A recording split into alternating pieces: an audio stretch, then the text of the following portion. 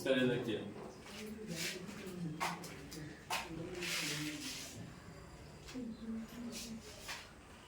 पढ़ेंगे हम लोग समांतर श्रेणी। ठीक है, ये आपका एक्सरसाइज जो है कितना है 5, यानी समांतर श्रेणी। इसको अंग्रेजी में हम लोग एपी कहते हैं। क्या कहते हैं? एपी। एपी का अर्थ होता है यानी एरिथमेटिक प्रोग्रेशन, यानी समांतर श्रेणी। देखिए, सबसे पहले ये चैप्टर अध्याय 5 है। कितना अध्याय? 5। अध्याय 5 है। ये भी बहुत ज्यादा इम्पोर्टेंट चीज है, मतलब एपी। समझिएगा, इसको ध्यान से समझिएगा, क्योंकि आपको इंटर में भी पढ़ना होगा। इंटर में आपको तीनों पढ़ना होगा, एपी, जीपी, एचपी। ठीक है, तो कहने का मतलब है अध्याय 5 पढ़ेंगे हम लोग। चैप्टर का नाम है समांतर श्रेणी। इसको अंग्रेजी में कहते हैं एरिथमेटिक प्रोग्रेशन। क्या कहते हैं? Arithmetic progression. और संक्षेप में बाबू हम इसको कहते हैं एपी। ठीक है, एपी यानी एरिथमेटिक प्रोग्रेशन। देखिए, किसी भी चैप्टर को पढ़ने से पहले हम लोग इसके बारे में जानते हैं, है ना? उसमें क्या क्या पढ़ना है, कौन कौन सी मतलब इम्पोर्टेंट टॉपिक है, उसको हम लोग समझेंगे। तो सबसे पहले इसमें पढ़ने के लिए ध्यान दीजिएगा। ये चैप्टर का नाम हो गया, ठीक है? जरा सुनिएगा। हमारे ख्याल से हम लोग चलिए इसको थोड़ा सा हम लोग शुरू से देखेंगे। सब पढ़े हम पहला टॉपिक का नाम मतलब लिखने चल रहे हैं, जिसका नाम है, इसको हम पढ़ेंगे हिंदी में लिखते हैं अनुकरण। क्या लिखते हैं? अनुकरण। ठीक है, अनुकरण जो होता है, देखिएगा, इसको कहते हैं हम लोग सीक्वेंस। इसको हम लोग क्या कहते हैं? सीक्वेंस। अनुकरण यानी कि अंग्रेजी में इसको कहते हैं सीक्वेंस। अनुकरण क्या होता है जरा समझिएगा। कोई भी संख्या हो संसार का, ठीक है, जब आप उसको एक निश्चित क्रम में सजा देते हैं, है ना, तो सजाने की प्रक्रिया को हम लोग अनुकरण कहते हैं। बात समझ में आ गया? कोई भी संख्या हो, एक व्यवस्थित क्रम में जब उसको आप सजाते हैं, है ना, तो उससे उस प्रक्रिया को हम लोग क्या कहते हैं? अनुकरण कहते हैं। यानी कि अंग्रेजी में इसको सीक्वेंस कहते हैं। क्या कहते हैं? सीक्वेंस। जैसे मान लिया जाए, ध्यान दीजिएगा सबको, जैसे 1 हो गया, 2 हो गया, 3 हो गया, 4 हो गया, 5 हो गया, 6 हो गया, 7 हो गया, 8 हो गया, 9 हो गया, 10 हो गया, 11 हो गया। ये जो प्राकृत संख्या का समूह आपको दिखाई दे रहा है, थोड़ा सा इसको गहन से समझिएगा। ये प्राकृत संख्या का जो समूह आपको दिखाई दे रहा है, इसी में ना सम संख्या होते हैं, विषम संख्या होते हैं ना। कहीं अलग से तो सम संख्या विषम संख्या बन के आते नहीं है। सभी प्राकृत संख्या या पूर्ण यानी प्राकृत संख्या से क्या किया जाता है? चुना जाता है। अब विषम संख्या लिया जाए तो हम इसको ले लेंगे 1। कौन संख्या का लिया जाए? विषम संख्या। सुनिएगा, तो विषम संख्या का अगर इसमें हम बात करते हैं तो कौन होगा? आप लोग बताइए। 1 हो जाएगा, 3 हो जाएगा, 5 हो जाएगा, 7 होगा, 9 होगा, 9 नहीं होगा, क्या होगा? 11 होगा, 13 हो जाएगा ना। लेकिन अगर वहीं हम बात करेंगे सम संख्या का, कौन संख्या का? सम संख्या का। तो सम संख्या का उदाहरण क्या होगा बताइए? 2, 4, 6, 8, 10, इससे बहुत सारा हो जाएंगे।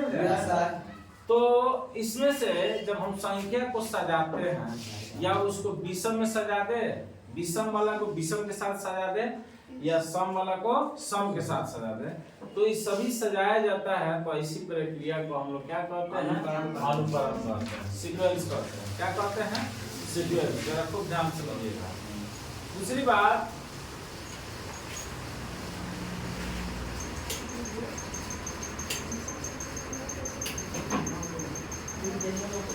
देखिए आपको ध्यान से, तो हमारे कहने का मतलब है, जरा समझिएगा। देखिए हाल नहीं किया जाए, विषम संख्या जो है यानी हर एक संख्या को जब हम एक निश्चित क्रम में सजाएंगे तो ऐसी प्रक्रिया को हम लोग क्या कहते हैं, अनुक्रम कहते हैं। क्या कहते हैं, अनुक्रम कहते हैं। ठीक है, देखिए अनुक्रम जो होता है, देखिए आपको ध्यान से, अनुक्रम जो होते हैं वो होता है दो प्रकार के। अनुक्रम कितने प्रकार के होते हैं, दो प्रकार। दो प्रकार के। अनुक्रम कितने प्रकार के होते हैं, दो प्रकार के। देखिए एक नंबर में होता है, पहला होता है फिनिट सीक्वेंस। कौन सीक्वेंस, फिनिट यानी परिमित अनुक्रम, परिमित अनुक्रम है ना। और दूसरा होता है इनफिनिट सीक्वेंस, इनफिनिट सीक्वेंस। ठीक है, इसका जो होता है परिमित अनुक्रम। बात समझ में आ गया। एक होता है परिमित और दूसरा होता है अपरिमित अनुक्रम। ठीक है, सुना जाए। इसका हिंदी आप लिख सकते हैं परिमित अनुक्रम,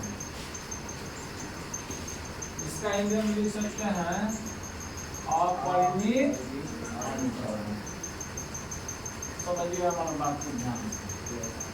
देखिए कहने का मतलब है, सीक्वेंस तो हम लोग समझिए कि हाँ, जब भी कोई संख्या को आप सजा दीजिए तो हम उसको अनुक्रम कहते हैं, सीक्वेंस कहते हैं। सीक्वेंस कितने प्रकार के होते हैं, दो प्रकार के। एक फिनिट सीक्वेंस और एक होता है दूसरा इनफिनिट सीक्वेंस, होता है ना। अब देखिए, तो हमारे कहने का मतलब है, सबसे पहले हम लोग अध्ययन करेंगे कि फिनिट सीक्वेंस क्या है। ठीक है, किसका अध्ययन करेंगे, फिनिट सीक्वेंस क्या है। इस यानी परिमित अनुक्रम किसको कहते हैं, जरा समझिएगा। जैसे मान लीजिए 1 2 3 4 5 6 7 8 9 10। ठीक है, जरा समझिएगा। डॉट डॉट डॉट, जरा सुनिएगा, 99।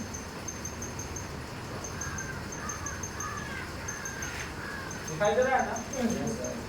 तो जिसमें अंतिम पद दिखाई दे उसी को हम लोग कहते हैं कौन अनुक्रम, परिमित अनुक्रम। इसको विषम संख्या में ले सकते हैं, 1 लिख सकते हैं, 3 5 7 है ना, 9 11 13 है ना, डॉट कहाँ तक, 99 तक। तो जिस संख्या में है ना, जिस अनुक्रम में अगर अंतिम पद दिखाई देता है या पदों की संख्या सीमित होता है, उसको हम लोग कहते हैं परिमित अनुक्रम।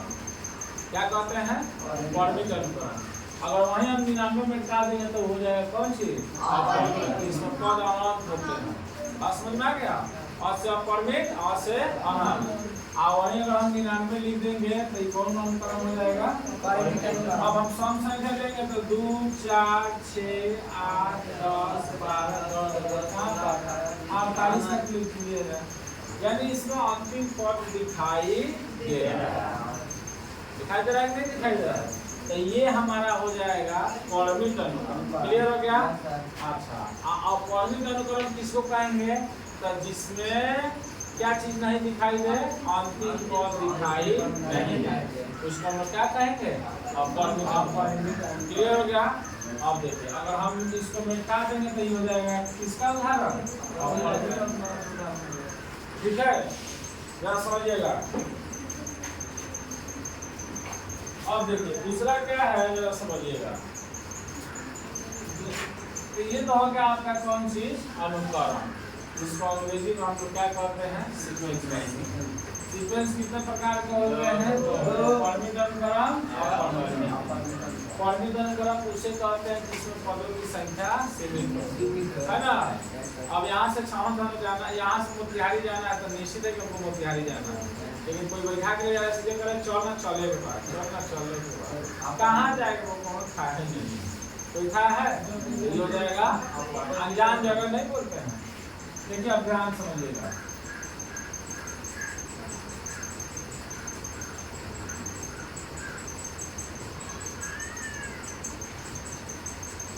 सीक्वेंस समझ में आ गया। इसका एक और भाई पटीदार है जिसका नाम है, वो अनुक्रम का ही पटीदार है, इसको हम लोग सीरीज कहते हैं। दूसरा टॉपिक हम लिख रहे हैं, क्या चीज? सीरीज, है ना। इसको हम लोग क्या पढ़ते हैं? सीरीज। इसको पढ़ते हैं श्रेणी, है ना।